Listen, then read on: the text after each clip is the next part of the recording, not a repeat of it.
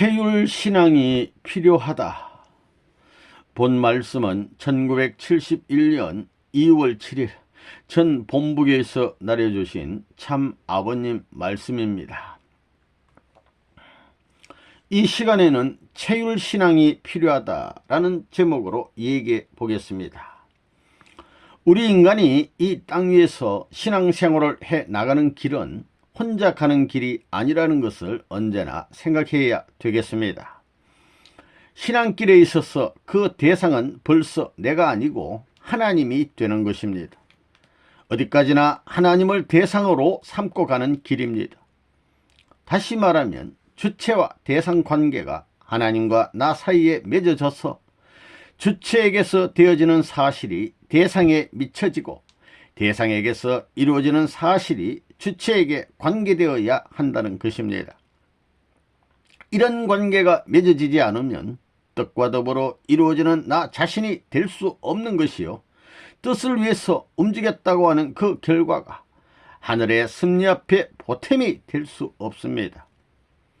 하나님과 우리 인간은 반드시 상대적인 관계를 가지고 연결되어야 합니다.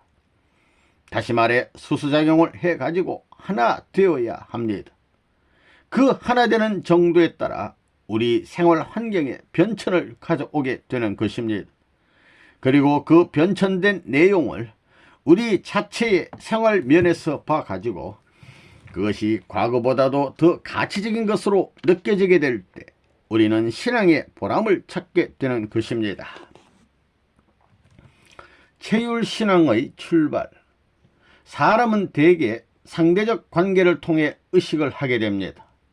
물론 자기 마음속에도 생각은 하겠지만 대다수는 감각적인 기관을 통해서 자극을 받아가지고 상대적 관계를 중심 삼고 의식하는 것을 우리가 알 수 있습니다.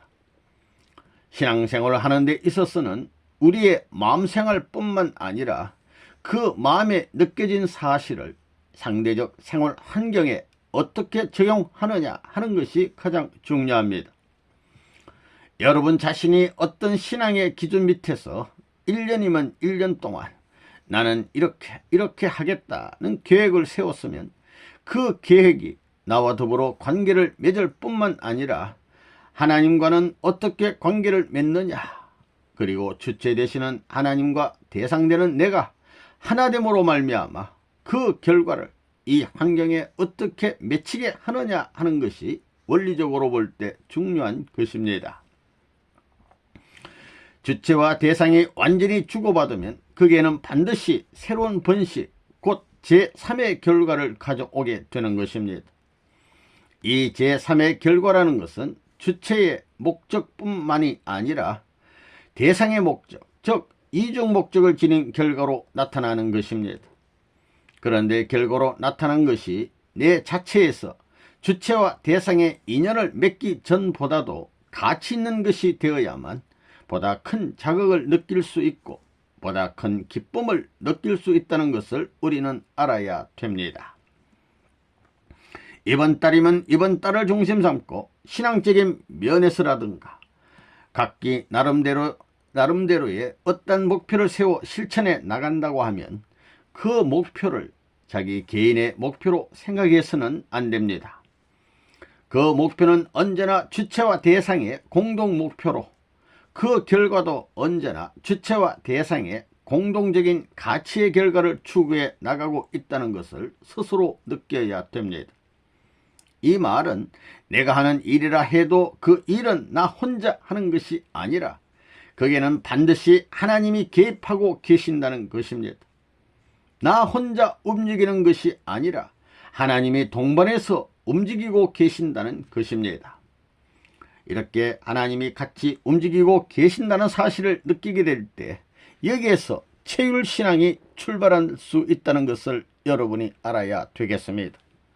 그러므로 일상생활에 있어서도 무의미하게 생활할 것이 아니라 의식을 가진 어떤 주체가 있으면 그 주체의 생각과 자기의 생각이 병행해 가지고 자기의 하루의 생활 과정이 자기의 하나님 과정이 아니라 주체와 더불어 함께하는 과정으로 느낄 수 있어야 됩니다. 그런 입장에 서게 될 때 체휼신앙이 시작된다는 것을 알아야 되겠습니다. 자기의 마음을 하나님의 방향에 어떻게 일치시키느냐가 문제. 사람에게는 마음이 있습니다. 그리고 마음에는 마음문, 즉 신문이 있습니다. 또 하나님이 우리 인간을 대하는 데 있어서는 때가 있습니다. 물론 하나님은 언제나 우리를 대하고 계시지만 우리 자신이 하나님이 우리를 대해주시는 그 방향 앞에 일치될 수 있는 마음문을 어떻게 갖다 맞추느냐 하는 것이 문제입니다. 이것은 지극히 어려운 문제라는 것입니다. 자연을 보게 되면 추나 추동이 있고 아침, 낮, 저녁, 밤이 있는 것과 마찬가지로 사람의 성격도 전부가 같지 않습니다. 어떤 사람은 봄절기에 해당하고 어떤 사람은 여름절기에 해당하고 어떤 사람은 가을절기에 해당하고 어떤 사람은 겨울절기에 해당합니다. 그리고 아침과 같은 형의 사람, 낮과 같은 형의 사람, 저녁과 같은 형의 사람, 밤과 같은 형의 사람이 있습니다. 얼굴 모습을 보더라도 각양각이합니다. 이렇게 모습이 각양각이한 것은 서 있는 바탕이 전부 다르기 때문입니다. 처해 있는 위치가 전부 다른 동기에서 빚어진 인간이기 때문에 그 서 있는 기준에 따라 우리의 모습도 전부 달라지는 것입니다. 그래서 사람은 한 중심을 중심 삼고 추나 추동과 같은 입장에 서 있다는 것입니다. 또한 봄절기와 여름절기의 중간형의 사람, 여름절기와 가을절기의 중간형의 사람도 있습니다. 이렇게 사방을 중심 삼고 볼 때 인간 개체가 서 있는 위치가 전부 다릅니다. 그래서 인간은 언제나 중심을 기준으로 관계를 맺어야 되는 입장에 있는 것입니다. 이 중심은 절대적인 기준이 되어야만 되기 때문에 이 기준이 우리의 주체적인 입장이 아닐 수 없습니다. 그 주체를 중심 삼아 가지고 주체 자신도 돌지만 대상인 우리 인간도 돌아가야 합니다. 돌아가는 데 있어서 하나님이 봄절기와 같은 성품으로 나를 대한다면 나도 그 성품을 따라서 언제나 환경적으로 조절해 가지고 거기에 상대적인 입장에서 맞출 수 있어야 합니다. 그런 입장에 서게 된다면 반드시 체휼적인 자극을 느끼게 된다는 겁니다. 나 혼자 아는 것이 아니라 반드시 천운이 협조해 가지고 내가 원하지 않더라도 자연히 그 환경이 이루어져 나가는 것을 세포로 느낄 수 있는 자리에 선다는 것입니다. 신앙자가 주의해야 할 것. 그러면 신앙생활에 있어 제일 주의할 것이 무엇이냐?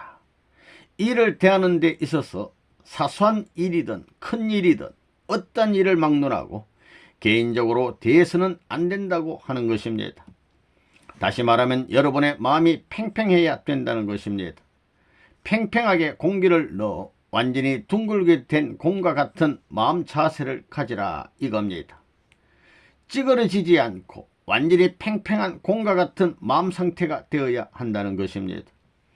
그렇지 않고 불안한 마음이라든가 혹은 개인의 욕심을 중심 삼은 삿된 마음을 가지면 둥그런 공과 같은 마음에 뭐가 생깁니다. 이 마음이 돌 때에는 평면적으로 접촉되어야 할 텐데 뭐가 생기면 모난 끝 부분부터 접촉이 됩니다. 그렇게 되면 전체를 원활히 자극시키는 것이 아니라 전체에 반대적인 작용을 하게 됩니다. 그런 입장에 처하면 처할수록 우리의 양심은 가책을 받고 양심의 기준이 점점 삭감된다는 것을 생각해야 됩니다. 그렇기 때문에 언제나 원만한 공처럼 팽팽한 마음적 태도가 필요합니다. 그리하여 그 마음에 어떤 자극이 들어오면 마음 전체가 공명할 수 있어야 합니다. 고유, 진동소가 서로 같은 엄차 두 개를 놓고 하나를 울리면 다른 하나는 치지 않아도 그 음파에 자극되어 같은 진동소로 울리는 것과 마찬가지로 우리의 마음도 공명체가 될 수 있는 원만한 마음을 가져야 됩니다. 그래야 언제나 한 주체로부터 전달되어 오는 영적인 파동을 감지하려고 노력해야 됩니다. 그렇기 때문에 신앙생활을 하는 사람에게는 명상의 시간이 필요한 것입니다. 좋은 것을 그리며 명상을 하라는 것입니다. 명상을 할 때는 마음의 문을 활짝 열고 그 마음을 둥글게 해서 하나님이면 하나님을 중심 삼고 하나님의 본성과 내 본성이 봄절기에 해당하는 사람은 봄절기에 주체되는 하나님과 더불어 그 성품이 완전히 주고받을 수 있는, 완전히 공명될 수 있는 마음 자세를 지녀야 합니다. 이렇게 공명되는 내용을 중심 삼고 자기가 요구하는 목적을 대하게 될 때는 반드시 하나님이 같이 하십니다. 그리고 그러한 공명을 느끼지 못하는 자리에서 어떤 일을 대하게 될 때는 이렇게 생각하면 된다는 겁니다. 하나님이 이 일을 바라보고 계신다. 나와 직접적인 관계를 맺고 있는 것을 내가 느끼지는 못하지만 관계를 맺고 있다. 하나님의 뜻이 여기에 있다. 지금은 그 뜻을 중심 삼고 내가 접선하는 순간이다 라고 생각하면 됩니다. 어떤 일을 하는 데 있어서 나 혼자 하고 있다는 생각을 해서는 안 됩니다. 일이면 일 자체를 중심 삼고 볼 때 거기에는 반드시 하나님의 뜻이 먼저 성립되어 있다는 것입니다. 그렇기 때문에 먼저 가 있는 뜻을 따라가서 그 뜻과의 일치점을 기해야 된다는 것입니다. 우리의 생활을 종합해 보면 그렇습니다. 뜻과 일치되려면, 그러면 뜻의 일치점을 기하기 위해서는 어떻게 해야 하느냐? 비양심적인 입장에 서서는 안 됩니다.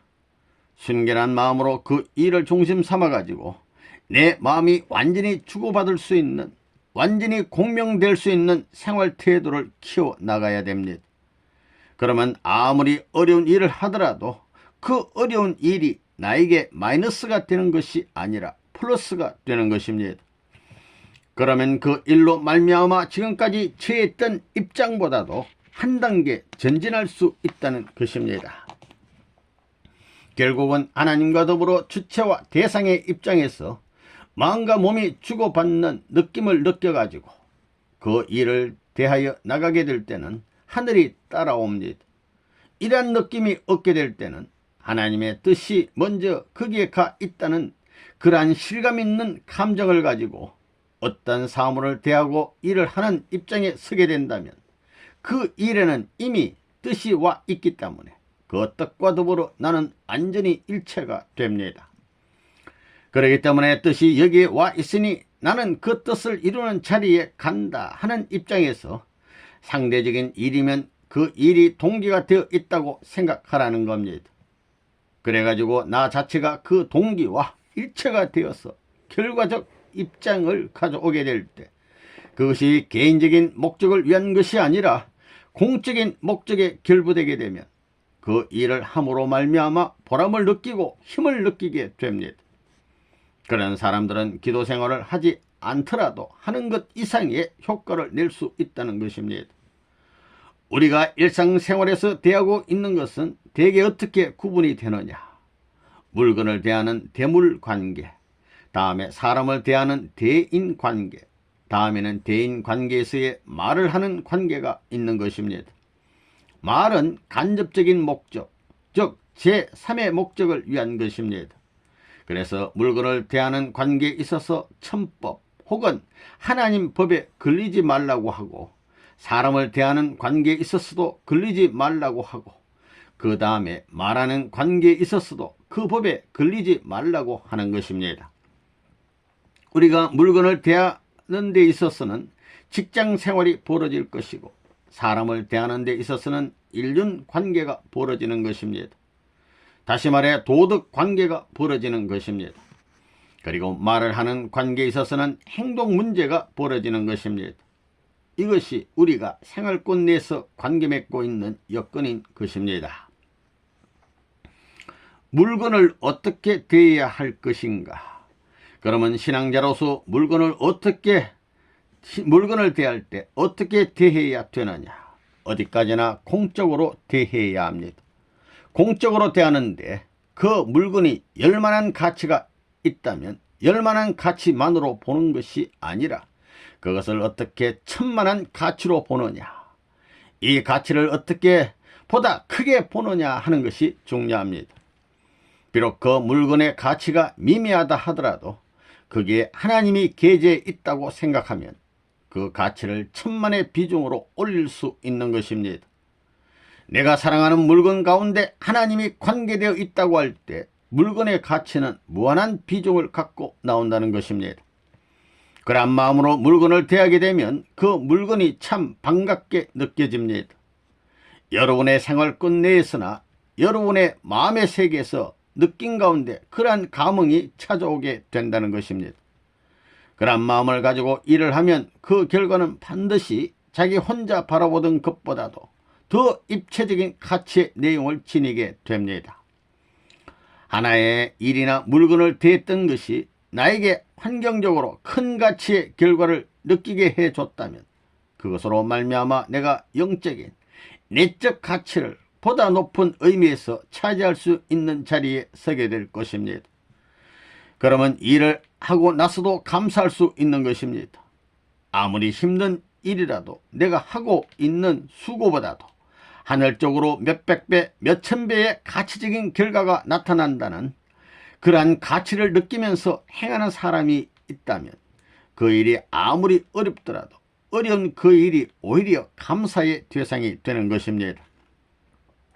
자신의 일신을 두고 보더라도 대인관계에 있어서 어떤 어려운 일에 몰려가지고 피해를 받거나 말할 수 없는 고역을 극복해야 할 순환의 길에 들어섰다 하더라도 그 순환의 길을 자기 혼자 간다고 생각하지 말라는 것입니다. 그 순환의 길을 무한한 가치의 중심인 하나님과 더불어 간다고 생각하라는 것입니다. 그래야 하나님이 같이 하는 순환길 앞에 자기가 동참한 사실이 얼마나 큰 가치인가를 느끼면서 그 고통의 대가보다도 감사의 대가가 더 크다는 것을 느끼게 될 때는 그 어떠한 고통의 길도 감사의 길이요 오히려 하나님 앞에 영광의 길이 될 수 있다는 겁니다. 그렇기 때문에 물건을 대할 때 아무 생각 없이 대하여서는 안 됩니다. 물건은 나에게 플러스가 아니면 마이너스를 가져온다고 생각해야 합니다. 즉 나에게 있어 복이 되든가 아니면 화가 되든가 한다는 것입니다.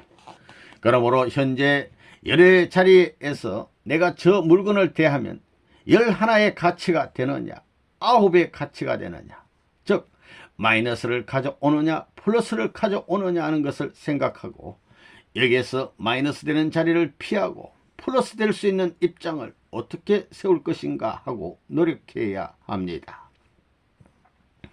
사물은 원칙을 중심 삼고 대하라. 여러분이 그런 입장을 찾아 나가게 되면 무슨 일을 대하든 벌써 마음이 안다는 것입니다. 어떤 일이나 물건을 대하게 될 때 그것이 나에게 플러스가 될지 마이너스가 될지 대번에 알 수 있다는 것입니다. 일을 하는 데 있어서도 내 마음과 뜻이 주체와 대상이 주고받는 데 있어서 일체가 되어야만 본래의 동기, 즉 하나님의 창조 원리에 일치되는 사위 기대권이 벌어지는 것입니다. 그래야 그 물건이 나와 주체와 대상의 결과에 부합된다는 가치를 발견하게 될 때 그것은 하나님의 창조 목적의 결과가 거두어진 것이기 때문에 하나님의 대상의 물건으로서 선의 결과를 가져옵니다. 이러한 선의 결과를 내 주위에 많이 쌓아갈수록 내 자체에 있어서는 재창조 과정의 자리가 점점 넓어지는 것이요 높아지는 것입니다. 그러한 생활을 하면 어떤 물건을 대해도 벌써 그 물건 자체에서 나에게 파장이 옵니다. 그 물건을 원만한 마음으로 사심을 떠나서 공명할 수 있는 엄차와 같은 마음으로 심각하게 대하게 되면 그것이 좋다든가 나쁘다든가 하는 감정이 우러납니다. 만일에 파장이 오지 않으면 공적인 입장에서 사심을 떠나 마음을 둥근 다이얼과 같이 해가지고 일이면 일, 물건이면 물건을 척 대했을 때의 첫 인상이나 처음 들어오는 감정을 통해 그것을 대하라는 것입니다. 일을 하는 데 있어서도 무의미한 자리에서 행하는 것이 아니라 하나님이 창조하는 것과 마찬가지의 마음으로 진실된 입장에서 해보라는 것입니다. 그래야 생활 가운데서 느꼈던 첫 감정이 몇 %나 적중하느냐 하는 것을 언제나 주시해야 됩니다. 그러한 생활 태도를 점점 습관화시키면 10가지 일이 있으면 그 가운데 5가지, 6가지 이렇게 점점 그 도가 높아지는 것을 알게 됩니다. 이걸 키워나가야 된다는 것입니다. 그 도가 높아져 가야 되는 것입니다. 그 반면에 좋지 않는 결과가 나왔을 때는 그것은 뜻이 같이 하지 않기 때문입니다. 이와 같이 우리 주위에 있는 모든 사물을 대할 때에는 무의미하게 대하지 말고 반드시 원리 원칙을 중심 삼고 대해야 합니다. 사위 기대 형태의 내용을 중심 삼아 가지고 자기의 체율적인 감정을 어떻게 개발하느냐 하는 문제가 지극히 중요하다는 것을 여러분은 알아야 합니다. 여러분이 직장 생활에서 물건을 대하는 데 있어서도 그렇습니다. 그 회사의 일원으로서 회사의 물건은 공적인 물건인데도 불구하고 소홀하게 대한다면 그 사람은 회사에 마이너스가 되는 사람입니다. 그 물건은 나라의 물건이요 하나님의 물건이라고 생각하면 종이 한 장도 그렇게 허술하게 대할 수 없습니다.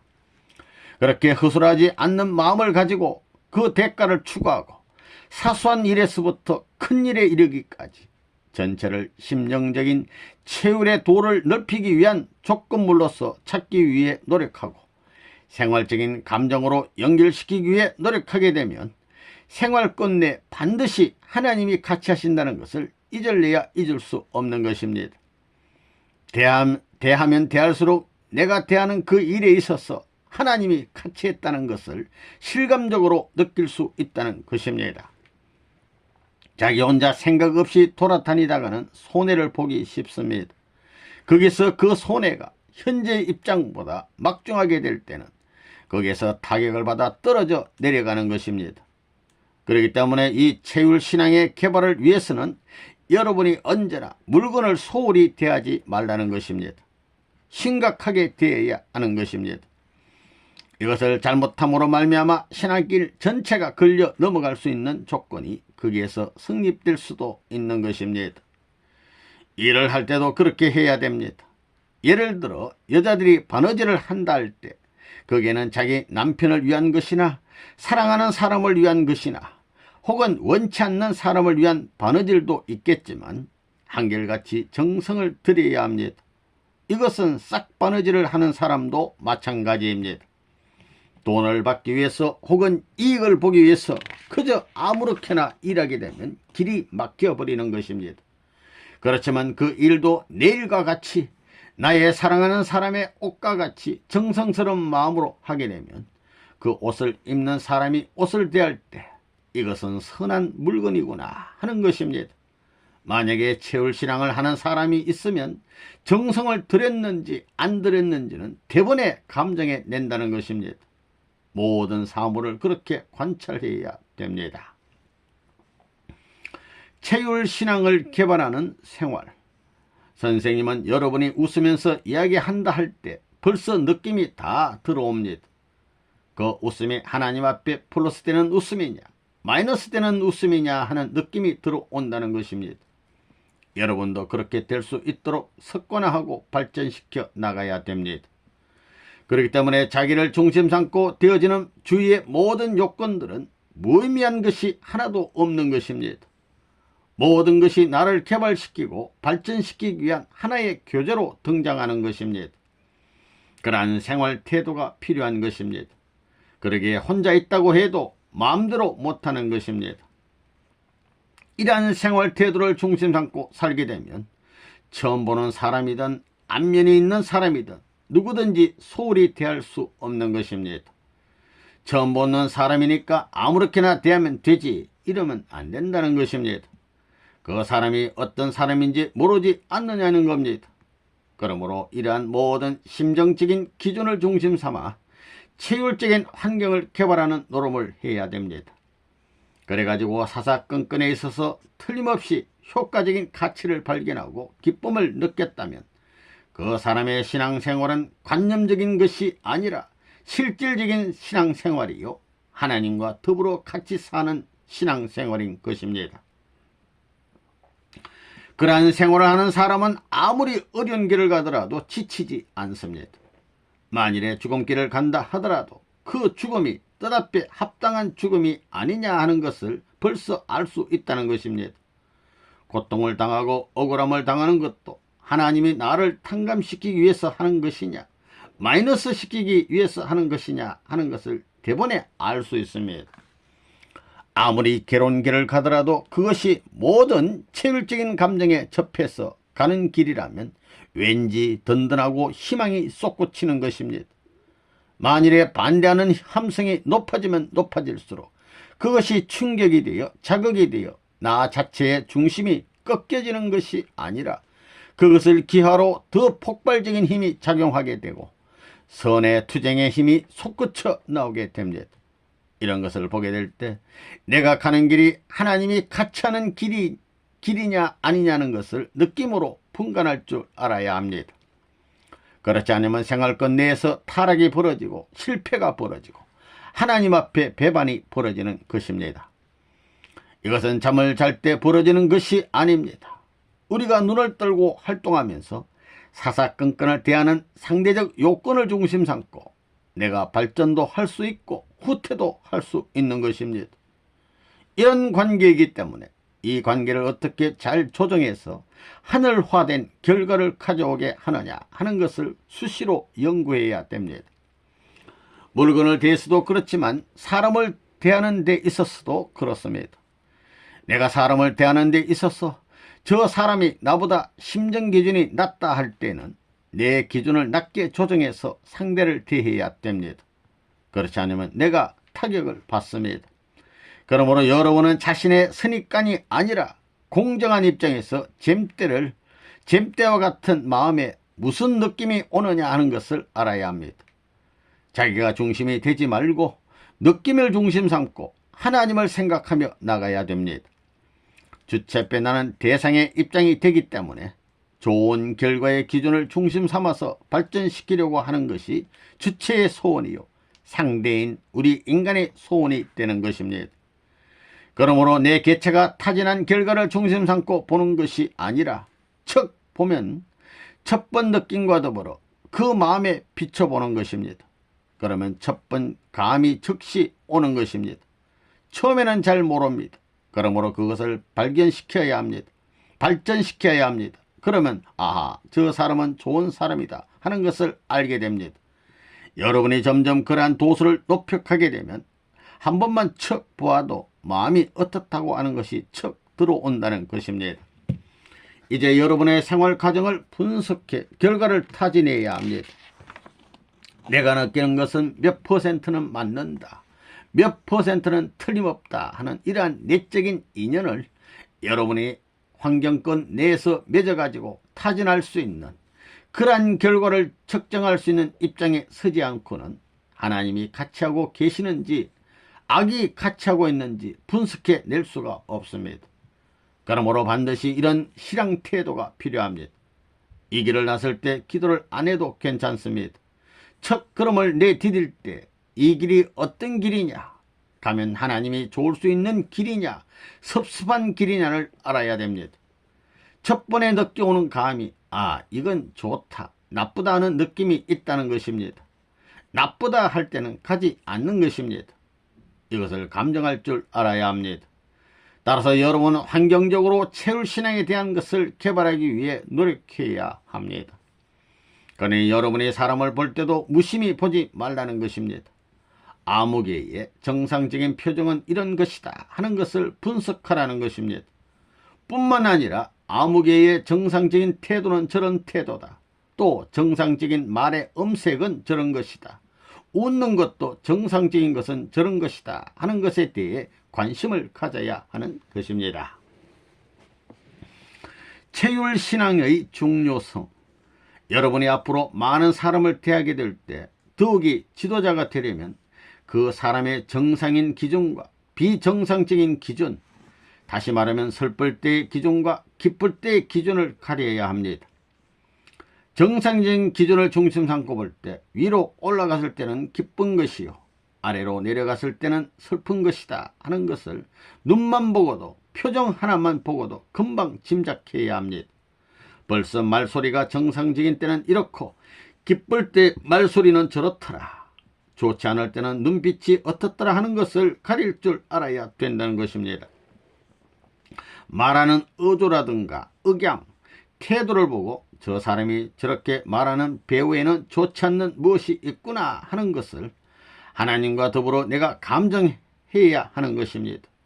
그렇게 하면 둘이 만날 때 표정만 봐도 알 수 있는 것입니다. 이렇게 여러분이 쭉 감정한 것을 실험하는 것과 마찬가지로 그것이 부합되느냐 안 되느냐 하는 것을 관찰해 보아야 합니다. 그것이 만일 부합되었다고 느껴질 때는 하나님이 나와 함께하는 것이 틀림없습니다. 그렇기 때문에 생활권 내에서 내 감정이 하나님과 밀착되어 가지고 동화될 수 있느냐 반대될 수 있느냐 하는 것을 예금을 통해 분석해 가지고 내 생활권 내에서 어떻게 하면 좋은 결과를 많이 남길 것인가 하는 것이 신앙자에게 있어서 가장 중요하다는 것입니다. 지나가는 사람을 보기만 해도 안다는 것입니다. 그렇기 때문에 제일 복잡한 것이 사람입니다. 사람을 척 보게 되면 그 사람이 오늘 교회에 와서 기도를 하고 앉아있지만 맥이 있구나 없구나 하는 감이 들어온다는 것입니다. 이렇게 대인관계에 있어서도 그 감이 오고 어떤 일이나 물건에 대한 감정도 들어오는 것입니다.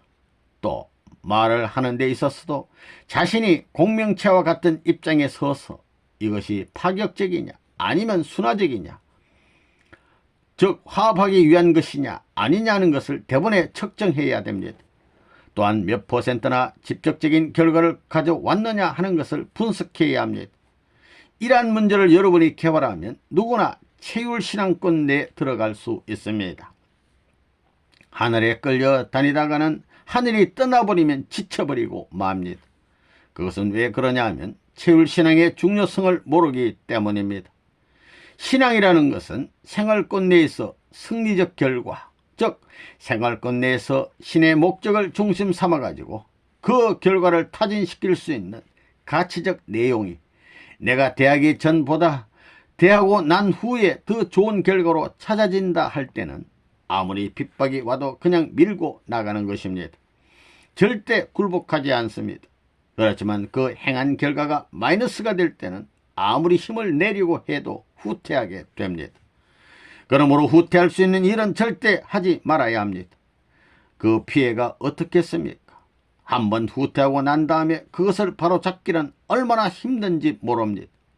한번 실수하게 되면 그것을 보충하기가 얼마나 힘든가 하는 것을 생각하게 되면 떨어질 수 있는, 즉 마이너스를 될 수 있는 것은 생각조차 안 한다는 것입니다. 그런 물건은 보려고도 하지 않는 것입니다.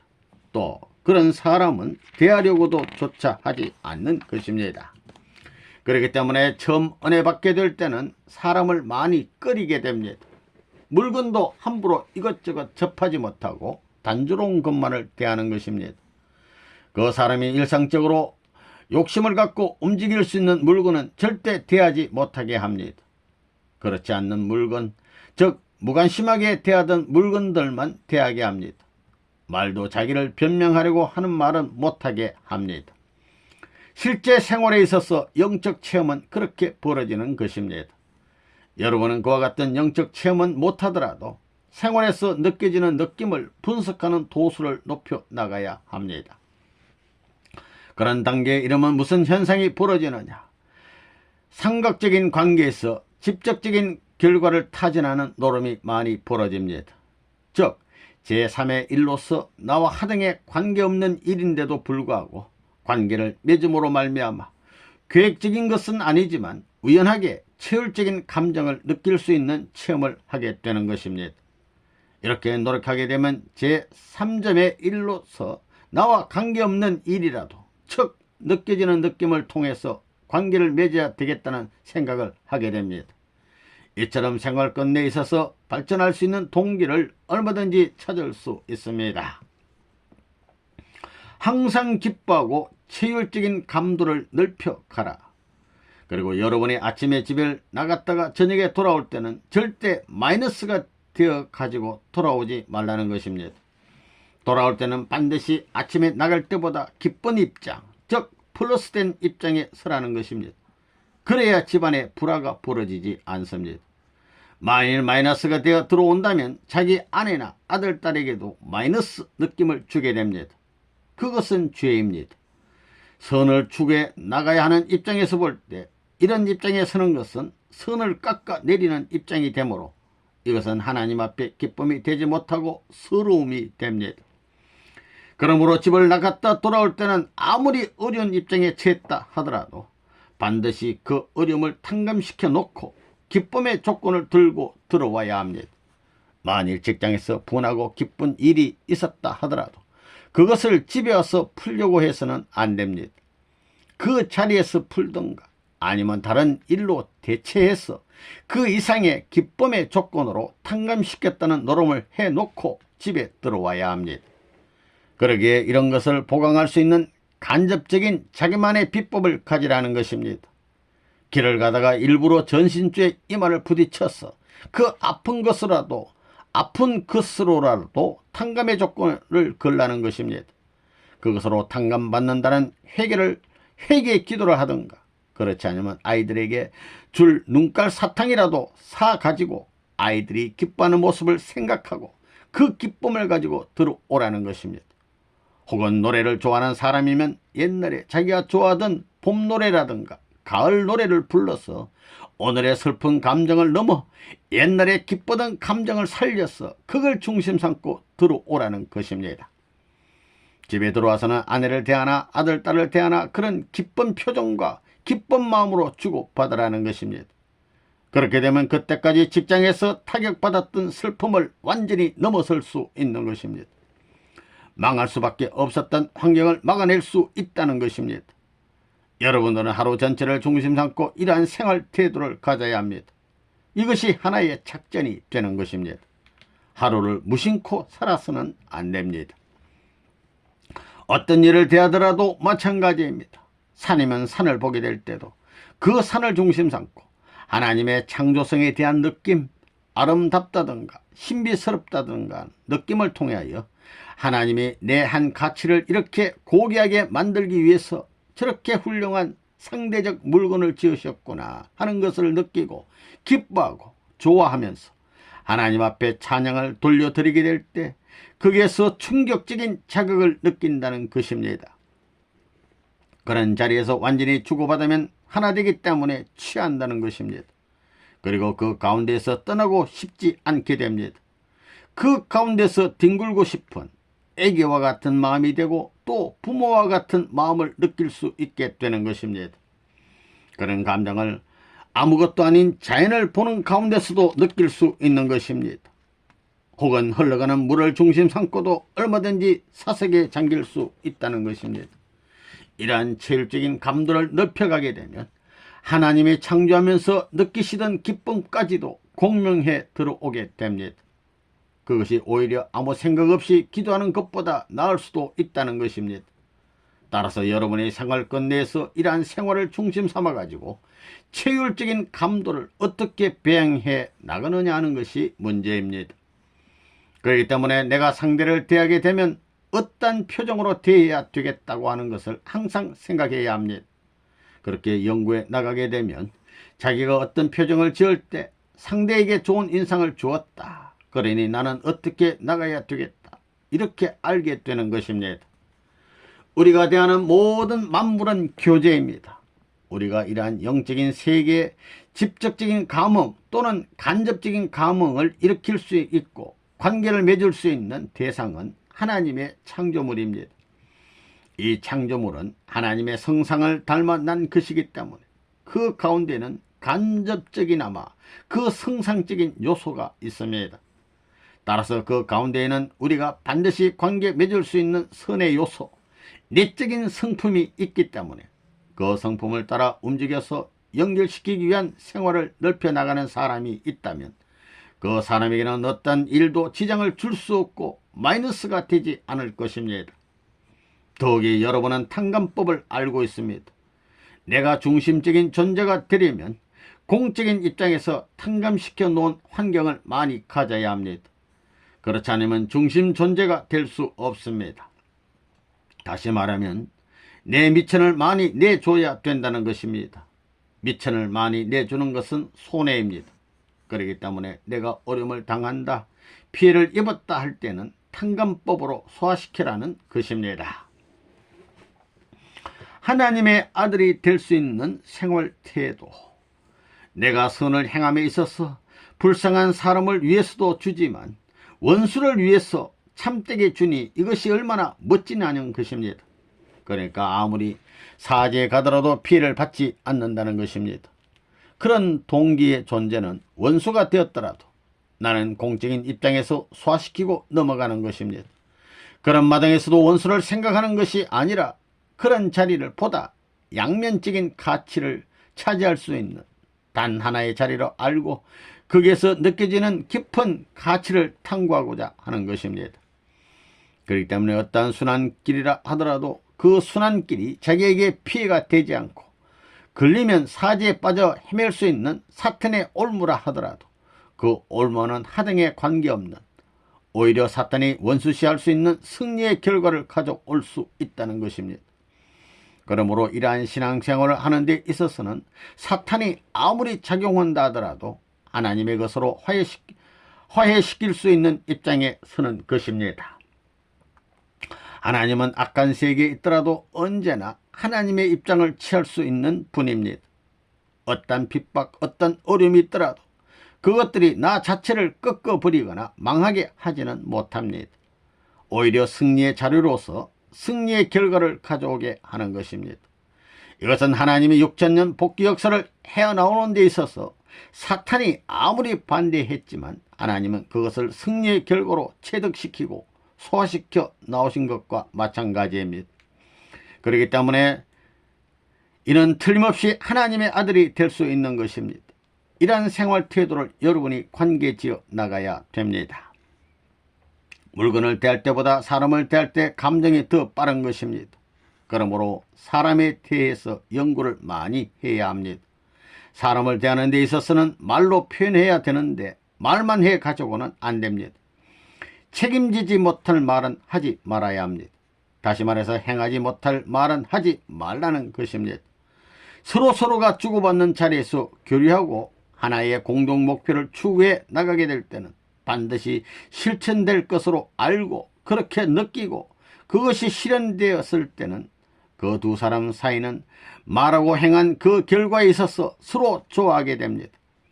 이렇게 해서 맺어진 친구는 같은 영계에 가게 될 때 나도 그를 따라갈 수 있습니다. 내가 언제나 그와 같이 관계를 맺을 수 있는 인연이 맺어졌다면 그 친구가 간 영계를 나도 따라갈 수 있다는 것입니다. 왜냐하면 그가 나를 상대하기를 무엇보다도 좋아하게 되면 내 부족한 것을 보충시켜서 좋을 수 있는 주체 앞에 상대적 자리를 결정짓고 나설 수 있기 때문입니다. 그래서 좋은 서성, 좋은 친구를 구하는 것입니다. 좋은 서성과 더불어 가까이 하고 주고받아서 기뻐할 수 있는 기준만 되면 그 서성이 아무리 훌륭하더라도 그 서성이 차지할 수 있는 영광의 자리에 동참할 수 있기 때문입니다. 이런 체율적인 환경을 발전시켜 나가라는 것입니다. 여러분이 동네에 들어가게 되면 개가 짖는데 그 짖는 소리를 무심코 들으면 음색이 다 같아요. 그 멍멍하는 소리는 마찬가지지만 영적인 분위기를 중심 삼아 가지고 하나님과 더불어 같이 있다는 입장에서 들어보면 그것이 천태만상으로 다르게 들립니다. 동네에서 짖는 개가 부잣집 개인지 가난뱅이 집 개인지 느낌이 온다는 것입니다. 망하는 집에 개 짖는 소리는 나쁜 기분이 듭니다. 그렇지만 선한 집 개가 짖는 소리는 선하게 들려서 그 짖는 소리에 취하게 됩니다. 기분이 좋다는 것입니다. 또 아기들이 울어도 그 아기가 흥하는 집의 아기냐 아니냐 하는 것을 그러한 습관적인 입장에서 들어보면 대번에 알 수 있습니다. 척 들어보면 아하, 저 아기는 어째서 우는구나. 그게 들어온다는 것입니다. 그렇게 들어온 느낌이 맞는지 확인해 보면서 체험하면 점점 적중률이 높아집니다. 그렇게 감도를 키워나가야 됩니다. 선악은 생활 속에서 결정된다. 선악이라는 것은 생각 가운데 결정되는 것이 아닙니다. 그것은 생활권 내에서 결정됩니다. 천국과 지옥이 여러분의 관념 세계에서 결정되는 것이 아니라 생활 무대에서 결정되는 것입니다. 이게 중요한 것입니다. 그렇기 때문에 선한 것이냐 악한 것이냐를 분별하지 못하고는 하늘 길을 가지 못합니다. 선생님이 틀림없다 하는 일은 틀림없습니다. 이런 무엇이 있어야 앞으로 남이 모르는 큰일도 할 수 있다는 것입니다. 그것을 어디서 키워나가느냐? 생활에서 키워나가야 합니다. 체율적 신앙이 중요하기 때문에 체율신앙을 키워나가야 합니다. 그러려면 자기와 관계되었던 사람을 절대 그냥 돌려보내지 말라는 겁니다. 그 사람을 대하기 전보다 플러스가 되도록 해야 합니다. 그가 나를 공격하더라도 플러스 됐다는 조건을 남겨라 이겁니다. 그렇게 되면 나는 언제나 장사에서 미치지 않고 남긴다 이겁니다. 이렇게 되어 그 사람이 나를 이용하려다 목적이 틀어질 때는 내가 그 사람에게 뺏겼던 것 전체를 되찾아 올 수 있는 것입니다. 주체와 대상이 하나 되게 될 때는 그 결과는 주체와 대상의 것이 됩니다. 하나님이 주체가 되고 내가 대상이 되면 악한 사람에게 절대 지배를 안 받는다는 것입니다. 아무리 악한 사람이 있다고 해도 그 사람의 배후에는 그를 후원하는 선조들의 선한 공적이 남아있는 것입니다. 그렇기 때문에 선은 선대로 악은 악대로 빼앗아 올 수 있습니다. 이러한 일들이 우리 생활 배후를 중심 삼고 벌어지고 있다는 것을 여러분이 알아야 되겠습니다. 마음을 순수하게 하고 첫번 느낌을 살려 심령을 개발시켜라. 그렇기 때문에 하루의 생활을 그렇게 하고 대하는 일을 무심코 대하지 말라는 것입니다. 그것은 전부 다 하늘이 실제 생활을 중심 삼아 천국을 이루기 위한 하나의 재료요 하나의 교재로서 나에게 접근시켜 주는 것입니다. 그러니만큼 그것을 좋은 결과로 소화시킬 수 있는 주체적인 자아를 어떻게 발견하느냐 하는 데 주력해야 됩니다. 그것을 발견하기 위해서는 여러분의 그 첫번 느낌을 아버지 앞에 언제나 의논하고 공명체가 되어야 합니다. 마음을 활짝 열고 밤이나 낮이나 언제든지 하늘을 대할 수 있는 그런 기준만 되면 반드시 영파가 온다는 것입니다. 우리는 안테나와 마찬가지입니다. 그러므로 순수한 안테나와 같은 입장에 서서 영계의 파장을 감지할 수 있어야 합니다. 영계는 언제나 영적인 파장을 송신하고 있습니다. 따라서 내가 어떤 일을 하는 데 있어서 반드시 관계를 맺고 있기 때문에 어떤 것이 주체와 대상 앞에 필요한 이중 목적의 가치가 되느냐 안 되느냐 하는 것을 스스로 알게 된다는 것입니다. 그것을 여러분이 첫번 느끼는 감을 통하여 분석 발전시키는 데 노력하면 자연히 자기 스스로가 실제 생활에 하나님을 모시고 살게 됩니다. 관념적인 하나님이 아니라 생활적인 하나님으로 모시고 살아야만 이 험악한 세상에서 비로소 타락하지 않고 천국에 합당한 인격을 완성할 수 있을 것입니다.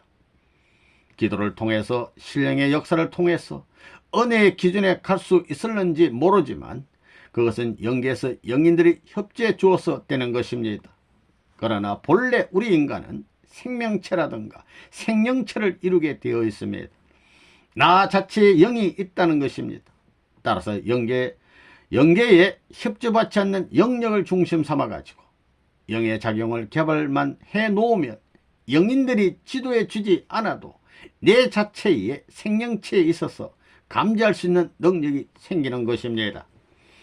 이렇게 어느 기준까지 올라가게 되면 하나님이 서러워하실 때 나에게도 형용할 수 없는 서러움이 찾아오게 됩니다.